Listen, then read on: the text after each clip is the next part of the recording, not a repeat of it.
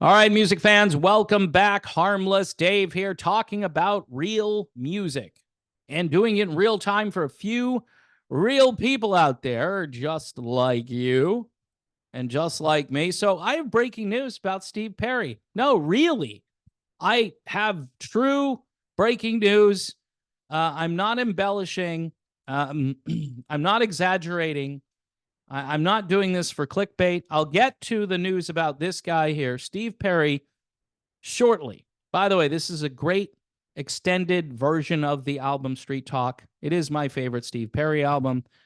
This episode, though, brought to you in part by this album here.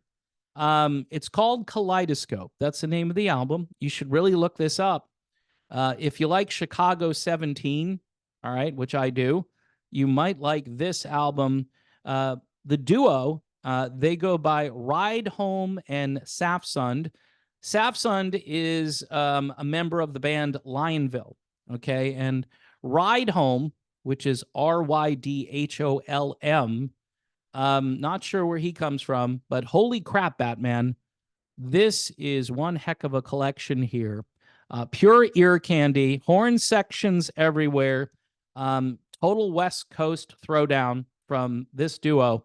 This record label, you can check them out online. Pride and Joy Music, they are on a roll.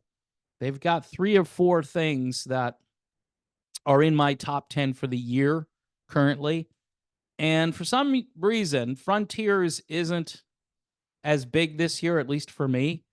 But yeah, check out Pride and Joy Music. Now, this is breaking news. Now, I'm going to start off with an article from 2020. Yeah, Steve Perry talking to Andy Green from Rolling Stone, and the headline is "My Heart Bleeds Daily to Be in Front of People and to Sing for Them." Now, it's been 4 years, right? Or almost 4 years since this article was written and Steve Perry did this interview. So I was getting maybe a little skeptical. Now, fast forward to today, a couple of outlets are reporting this.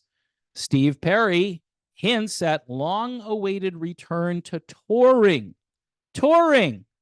I never thought this would happen. I really thought he wouldn't do this. But here we are in 2024.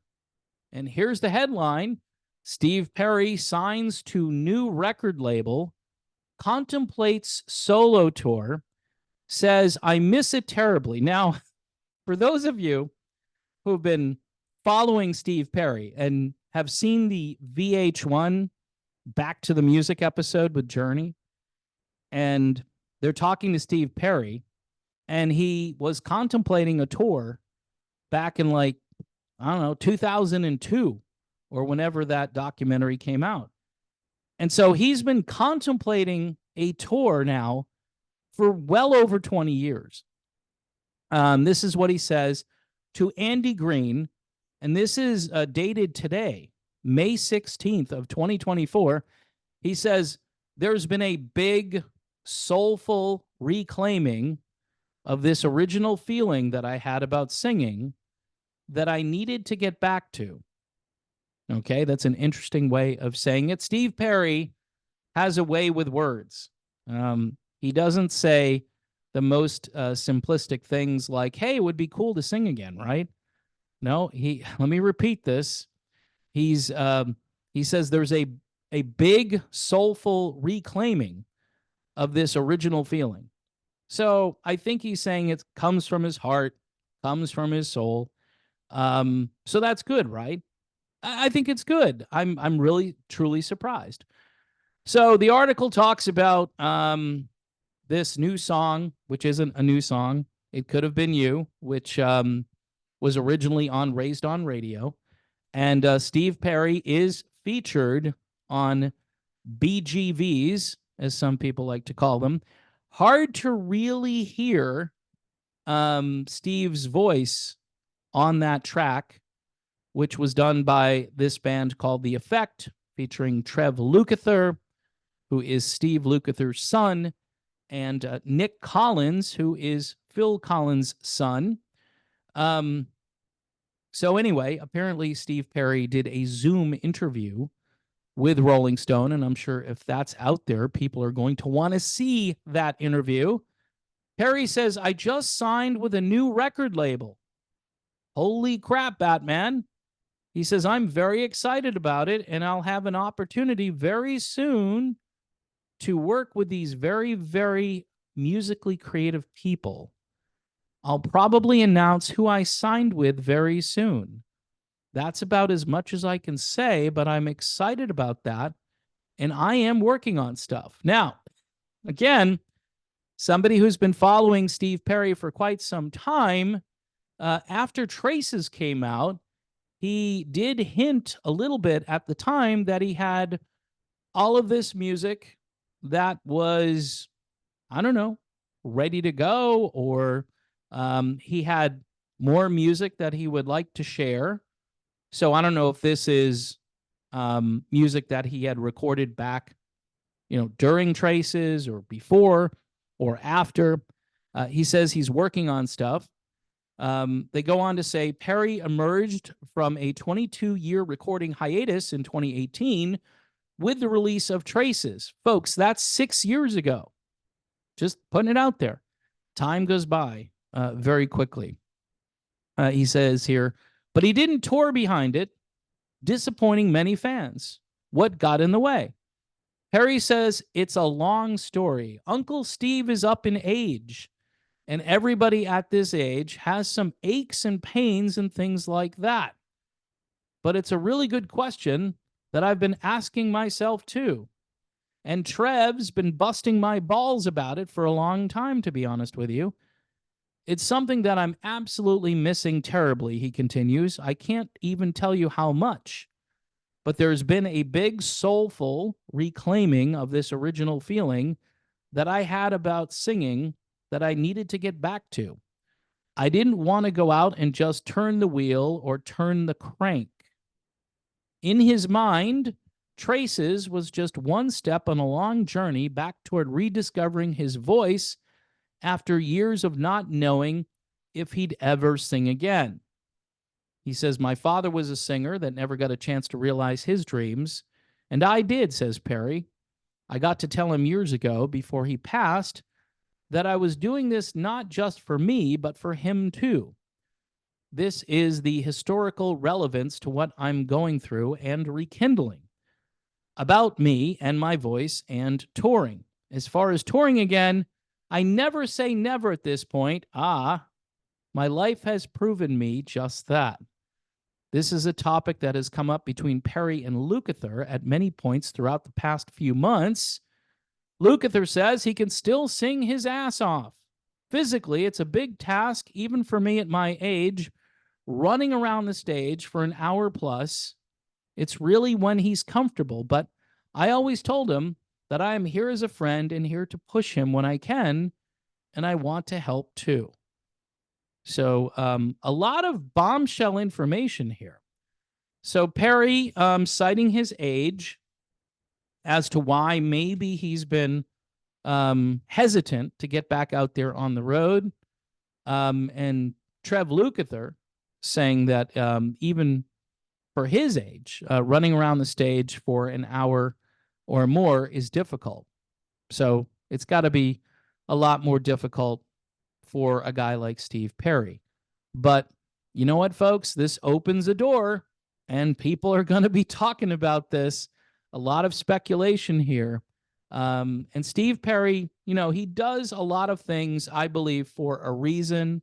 If he is working on new material, this will get folks interested in what that new material is.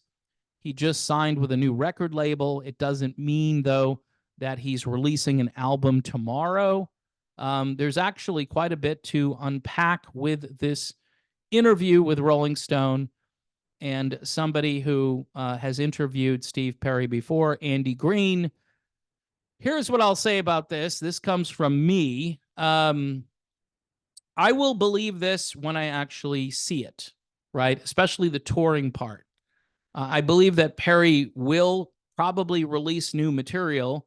I think, again, having Trev Lukather pushing him along and saying, yeah, you can you can definitely do this. Much like the people who were telling Randy Travis, we can make you another song, and they did. I don't know if I like what they did with Randy Travis, but I think Steve Perry will be hopefully just singing using his voice and not an earlier version of himself, with AI as a helper. But I don't think that's what Steve Perry would do. I think he would just put it all out there. He's done it before. He did it on Traces, certainly. I think that was just Steve without any artificial intelligence. But again, with AI kind of in the background of all of this, whether it's the album itself or a possible tour, you've got to wonder if people aren't, whispering in his ear saying, "Hey, it can be you, but it can be you with a little bit of help," and nobody's going to care. And here's why nobody's going to care, because they're going to get to see Steve Perry for the first time in how many years? So, pretty big story. This is pretty much all over the internet. I was made aware of this like about a half hour ago, and I was doing other things. I had finished with video content for today. I tend to do videos earlier in the day to get it done and then to do all the other stuff I need to do. So this is kind of breaking news. So I figured I would, break my normal routine and come back and tell you about Steve Perry. So there you have it. Steve Perry. This is still my favorite Steve Perry album. And I want folks to check this out. All right. Again, hard to see because of the lighting here, but this is, again, an album by two guys from Sweden. All right. And I know people get tired of me talking about music from Sweden. Ride Home and Safsund. Their album is called Kaleidoscope. This is a feast for your ears. All right. Someone said it's like Chicago 17 on steroids with some Toto thrown in there.